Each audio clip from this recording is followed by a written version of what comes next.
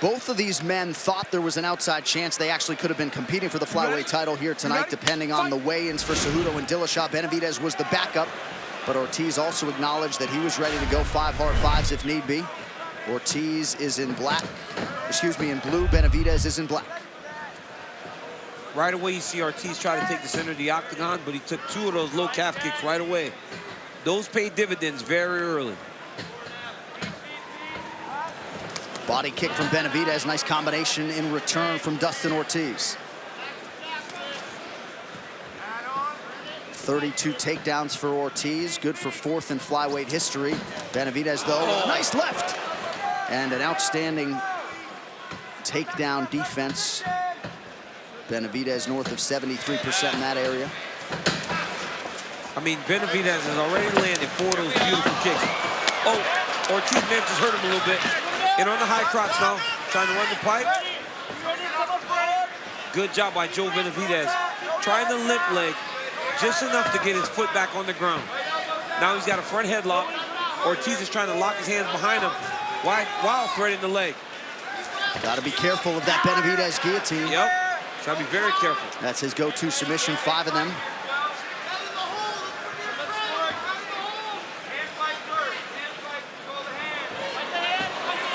High elbow guillotine. Ortiz is gonna have to get to his back here in a little bit. Benavidez might get this. Yep. Oh no, good job by Ortiz. Looked like he posted his hand on Benavidez's left leg. He wasn't tapping.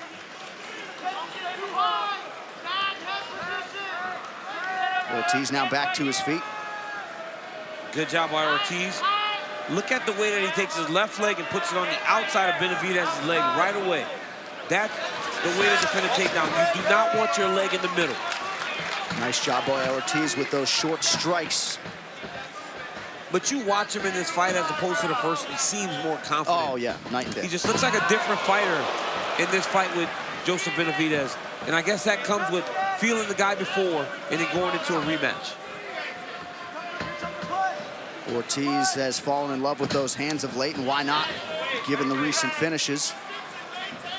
You see some of the damage on that left leg of Ortiz from the calf kick of Benavidez, who loaded up on the left hand there, nothing doing. But you see that there. Now Benavidez has Dustin really trying to check every kick because he knows that he can't take many more of those. Nice entry by Benavidez to get the takedown here. Now we see what he can do with it. Yep, great level change, great takedown. Oh, beautiful. Great scramble by Ortiz. Great big underhook, reverses the position. Now he's in control against the side of the octagon. Coming up on 2 minutes here to go in round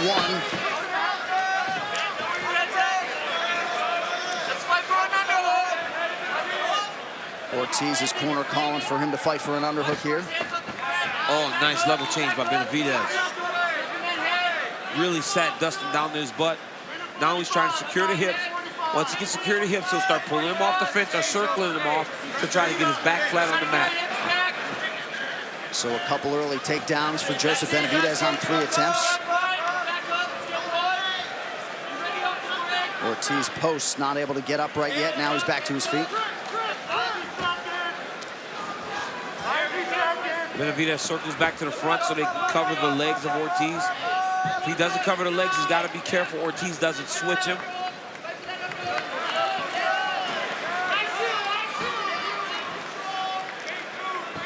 Coming up on 1 minute here to go in the round.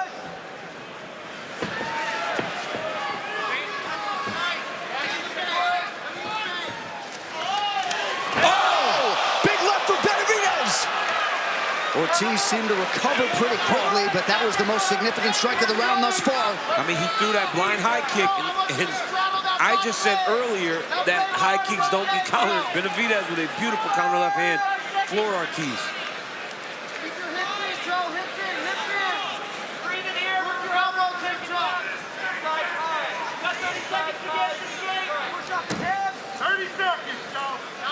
Ortiz went from just trying to control posture to trying to get up, unable to do so. Yeah, Benavidez does a real good job of just throwing a half Nelson in there, using it to pry him back over to his back. But you look at these two guys, and we're 4 minutes and 40 seconds into the round, and they're still going as fast as they started at the first second of the fight. Strong first round for Joe Benavidez. Round 2 coming up. All right, I want to call on my man Trevor Whitman once more here. We got to listen in to Kieran Fitzgibbons, Darren Ueno-Yama in that corner of Dustin Ortiz. Trevor, your thoughts? I thought Kieran did a great job of talking about range. Range is key. If Dustin's on the outside, to me, he looks like the faster guy. But Joseph was bringing him into his power. And that's the whole thing, is how does he control that range, use his speed, and not turn this into a grappling match? Another takedown for Benavidez, DC. It's on the inside, John. When Ortiz tries to knee him, Benavidez just changes levels and goes to his takedown. Pretty good body work here from Dustin Ortiz, fighting for an underhook now. But if you're Dustin Ortiz, this is the type of fight that this needs to be for you. Just ugly, right in his face the whole time. Just constantly working, trying to push the cardio of Joe Benavidez, making him work, never allowing him to feel comfortable during the fight. Both of these guys certainly known for having elite cardio. Ortiz, though, barely breaking the sweat, man. It's unbelievable, the work rate. It looked like he touched Benavidez there. 1 minute gone by here, round 2. And you know what's crazy? It's just the commitment that Ortiz now makes to his punches. He believes in his power, right? He said that comes from just being relaxed. He said now he finally feels at ease in the octagon. That's why these finishes are coming. After tonight's main event, don't miss a recap of all the action from Brooklyn on the UFC Fight Night post show on ESPN+. Karen Bryant, Rashad Evans, Michael Bisping, Megan O'Leary, all breaking it down later on ESPN+. Ortiz starting to find the range on the feet here a little bit in round 2. Just that forward pressure, trying to be first on Benavidez. Even on that body kick, though, Benavidez changes levels and tries to go get a takedown. He felt something in round 1. You know, he was able to control the grappling, so he wants to get the fight back there. It's much more competitive when they're just standing. Pretty good short right hands from Ortiz. 3 minutes to go in the round.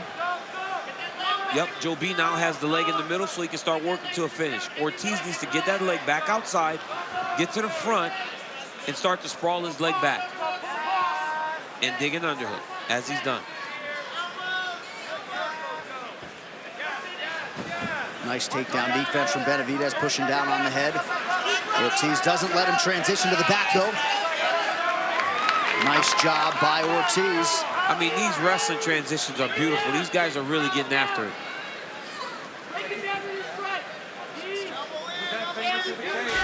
Ortiz would appear to have an opportunity to separate here if he so chooses. But he doesn't. You know, both of these guys are very confident in their top grappling, you know, and in their wrestling. So Ortiz wants to be here. Now he's on top, got the knees pinched. Look at how he drives his left leg in the middle. KC control forces Benavidez to give up his back. Now Ortiz is going to try to get a wrist ride to try to slip a hook in. There you go. Good job by Joe B. Joe B's going to try to get his left hip to the mat. If he can get his left hip to the mat, he'll start to reach back and cross-face Dustin Ortiz to stop him from recircling back to his back. Benavidez 3 takedowns secured so far on 8 attempts. Now here, watch, because he's not, there it is. Because he wasn't cross-facing, Ortiz was trying to re-wrestle. But by cross-facing, reaching across the front of the face, it allowed Benavidez to now take the dominant position. Ortiz just registered a complaint to Blake Grice that Joseph Benavidez was grabbing his shorts, and in turn, the referee warned Benavidez.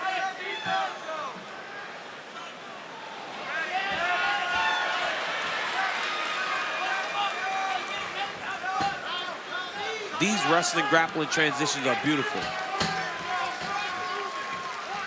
I mean, takedown, counter takedown, control position, reverse the control position. These are 2 of the most skilled guys in the UFC. Nothing doing on that combination from Benavidez. Ortiz continuing to advance here. Nice left from Benavidez, and another one for good measure. Elbows here! Yes! Elbow! Up, Joe! On your feet! Keep working. Right hands on the way up, Joe! Right hands on the way up! Low hips! Low hips in here! 30 seconds, Joe! 30, come on! High amplitude takedown there from Ortiz. That's the way you want to finish a round, right? In a very competitive round, you want to try to finish the round on top. And now he's attempting to choke. It's not under the chin, though. Benavidez not in any imminent danger. Final 10 seconds of the round. But a strong final couple minutes for Dustin Ortiz. A huge 5 minutes coming up. We're back in third of 2019. Benavidez, the minus 225 favorite tonight. Dustin Ortiz trying to cash as a plus 205 underdog. Ortiz is in blue. Benavidez out of the orthodox stance here early. Round 3 is in black. But because Benavidez is so powerful for this weight class, you cannot just dart in recklessly. Because if you take one of those big left hands, you may not get back up. Nice stick with the right hand by Ortiz. Beautiful. Oh, yeah. Great level change. Great timing by Benavidez. Fourth takedown of the fight unofficially for Benavidez. And watch the spiking elbow. Stop. Let's go. Warning for Ortiz. That's good. For the angle of that elbow. Long as there's a little bit of an arch, you're okay. Oh, nice. Oh, nice transition by both guys. Ortiz thought he had him. He's got to reach up now and try to whizzer. Benavidez has to try to get the forward weight. He's got to get Ortiz's weight forward. Nope. Wow. Great reversal by Ortiz. Clearly, these guys appear more evenly matched in 2019 than in that first meeting back in 2014. Oh, nice counter by Joe B. Couple big right hands from Ortiz. Again, going back to the well with those elbows. Another warning from Blake Grice, I guess, for the angle of the elbow. There's just a lot of warnings. In a lot of fights, there are a lot of warnings. Oh, yeah. You know, it's very... I know fights are so close, it's difficult to really punish a guy for doing something illegal, but at a point, you got to show guys that these rules are in place for a reason.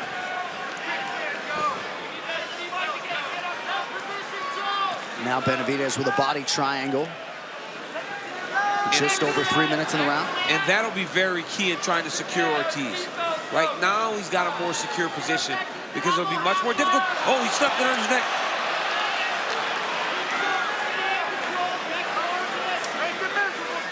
All right, let's fire it into the corner of Joseph Benavidez.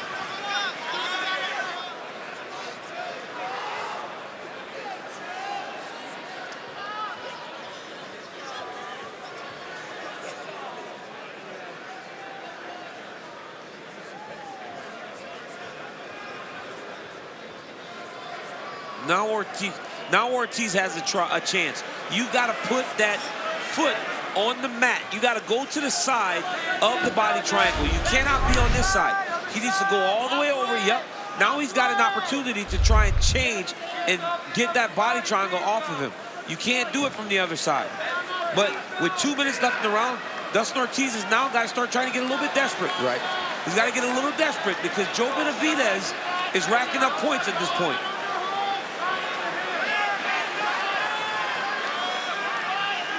Ortiz has got an angle here to try to change the position.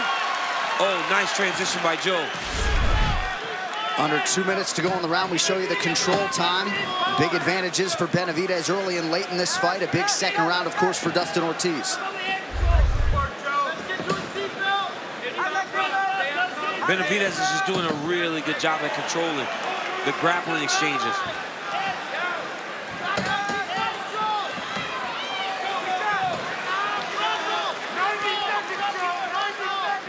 This is some exhausting work, man. I mean, it is so tiring to be fighting in this way. So much wrestling, so much grappling, expending all this energy, trying to hold the guy down. I mean, no takedown is not fought. No reversal is not fought. Everything they're doing is fought to the very last minute before it gets given up. Oh, nice peek out by Ortiz, but then Benavidez ends up on top.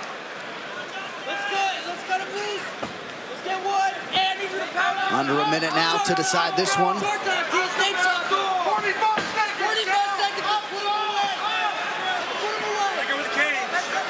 Nice job by Benavidez to prevent Ortiz from getting to his back. I know you've got a huge appreciation for this. Oh, I mean, this is high-level grappling by both of these guys. Benavidez is reaching back now. Start punching Ortiz. Ortiz may seem like he's on top, but he's not really. Now he's on top.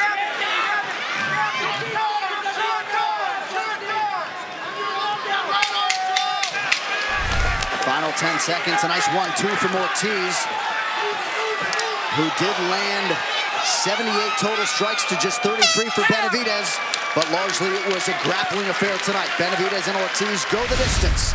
We'll get you the official decision after this on ESPN+.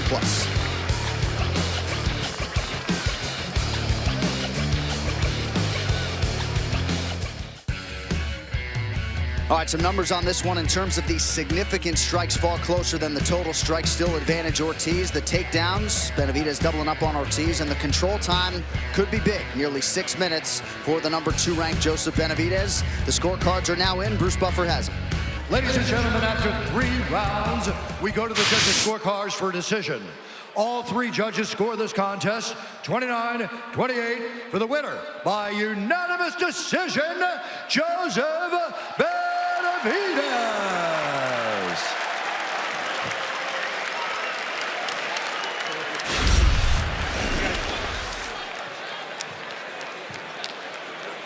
All right, we'll step over here and corral Joseph Benavidez. Still, for my money, one of the best fighters on this roster to have never had a UFC belt around his waist.